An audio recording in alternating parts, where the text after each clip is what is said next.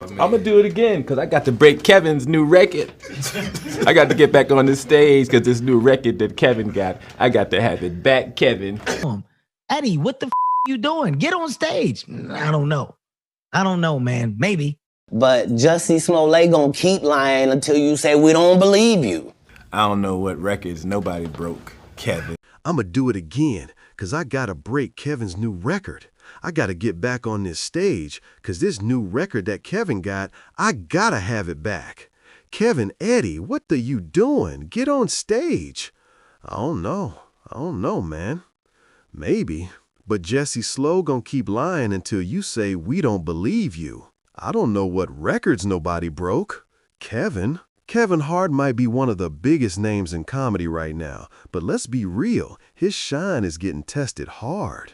His name's been all over the blogs lately, and not for blockbuster wins or Netflix deals. It's for the drama. Other black comedians been lining up to take swings at him. And in comedy, those punches land deeper than fists.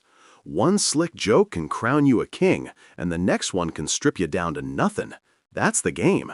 So why is Kevin, with all his money and power, looking shaky over a few jokes?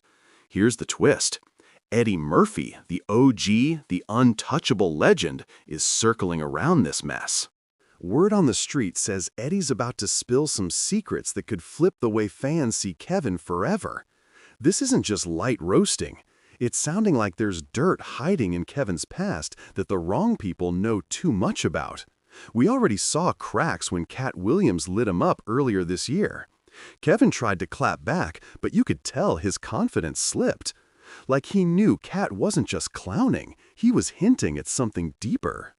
And now, with Eddie and a crew of comedy heavyweights gearing up to drop receipts, Kevin might be walking into a storm he can't laugh his way out of. This ride's about to get bumpy, and the crowd's watching close. Kevin Hart might have thought the smoke cleared, but nah, he's not out the woods yet. If Eddie Murphy, the most unbothered legend in comedy, is stepping into this, it means something heavy is going down. Eddie's always been that cool uncle at the cookout. Laid back, never messy, never pressed. So for him to even hint at calling Kevin out, that's big. These two got history too. Remember when they linked up on Meet Dave? That mutual respect has always been there. But clearly, even that ain't strong enough to shield Kevin right now. So what's the real shade Eddie's circling around? The whisper's been out here for years.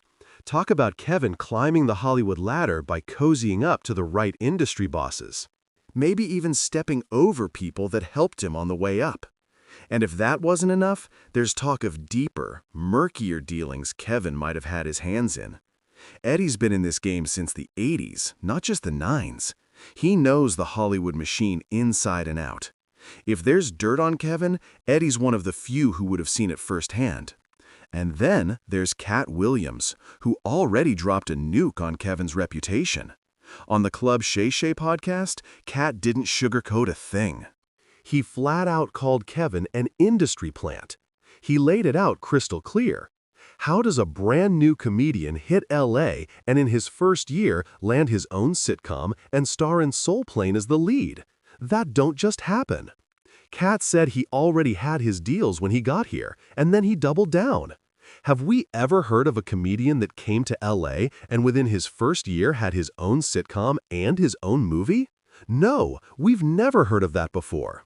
Before or since. We heard of a comedian that came to LA, and in his first year in LA, he had his own sitcom on network television and had his own movie called Soul Plane that he was leading.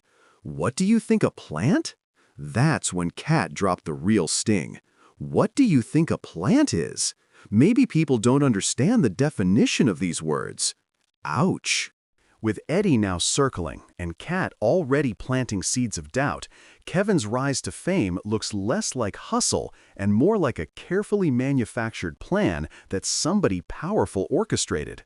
And if Eddie decides to co-sign those suspicions, Kevin's whole empire could start shaking real quick. If you don't know where this Kevin Hart versus Katt Williams smoke started, let me break it down. The roots go back to 2008 with the movie Fool's Gold. Katt was supposed to land the role, but his run-ins with the law at the time shut that dream down. And guess who swooped in to grab the bag? Kevin Hart. That move right there is what insiders say lit the first flame of tension between these two. And trust, Katt never held back about how he felt. He's been loud about it, calling out how the industry plays dirty. In his eyes, it ain't just about who's funny. It's about who's willing to play the game, shake the right hands, and maybe even bend the truth to get ahead. Katt's point: too many liars sitting on piles of resources running the show while the real ones are left scrambling to keep up. Katt's words cut deep because they weren't just jokes, they were warnings.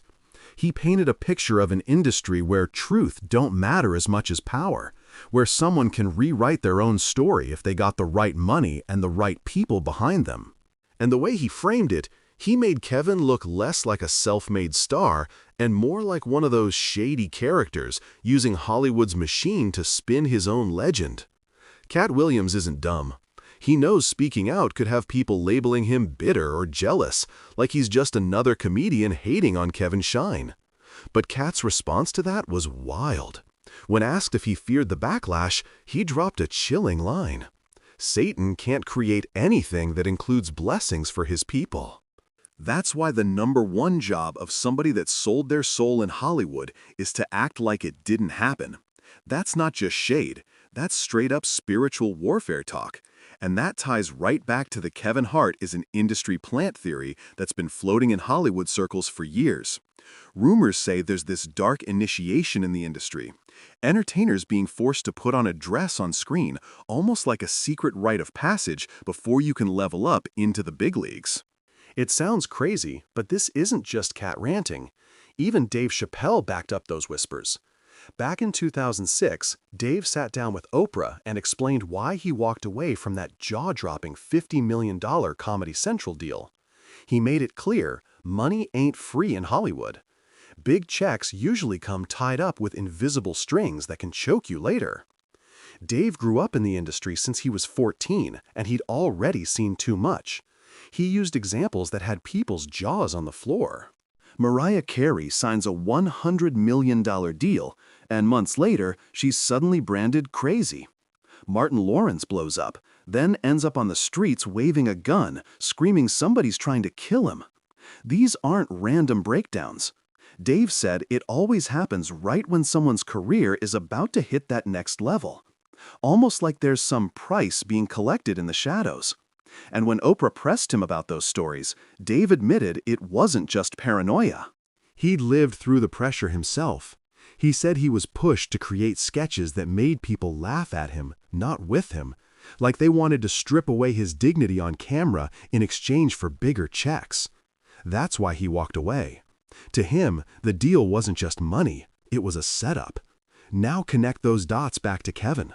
If Katt's calling him a plant, and Dave already warned how Hollywood builds stars by humiliating them first, the whispers about Kevin's rise don't sound so far-fetched anymore. It makes his quick climb in LA look less like luck and more like a plan with dark strings attached. This saga gets even wilder when you hear what Dave Chappelle went through himself. He once recalled a moment while filming with Martin Lawrence. He walked into the trailer and spotted a dress hanging there. At first, he thought he walked into the wrong room, but no, it was for him. The script suddenly had a scene where Martin's character sneaks out of jail by dressing Chappelle up in a wig and a dress. Dave wasn't having it. He straight up said, "Nah, I'm not doing that." But the pressure came hard. Writers, directors, even producers all swore it would be hilarious. They told him he needed to loosen up, that this is what would make the scene pop. But Dave stood his ground. He didn't need to put on a dress to be funny. The crazy part, as soon as he refused, they suddenly came up with a brand new scene, like it had been sitting in the back pocket all along. That left Dave questioning the whole setup. Why was the dress pushed so hard in the first place? And why was an alternative so ready to go? To him, it felt like a test, a way to see if he'd bow down to Hollywood's unspoken rules. Dave later explained it wasn't about the dress itself, it was about the pattern. He started realizing black men in Hollywood were often cornered into these roles like some twisted checkpoint for fame. And once he connected the dots, the examples became obvious. Martin Lawrence in Big Mama's House, Eddie Murphy doing multiple characters in dresses for The Nutty Professor, Jamie Foxx as Wanda on In Living Color. One or two cases could be coincidence, but Dave saw too many to ignore. It wasn't just creative freedom. It looked like an initiation ritual, a way of breaking down dignity before building someone up as a superstar. And once you look at it that way, Kevin Hart's career path starts to look suspiciously similar to the same script. And then came the flood of Hollywood dress moments. The Wayans brothers turned it into box office gold with White Chicks. Then you had Wanna Man, less successful but still riding that same formula. And of course, Tyler Perry built an empire off his media franchise, rocking the wig and the dress all the way to billionaire status. That became the climate in comedy. And right in the middle of that wave, Kevin Hart started speaking up. Back then, Kevin was preaching heavy about brand protection and setting boundaries. He'd sit down in interviews talking about how an artist had to know where the line was and refuse to compromise.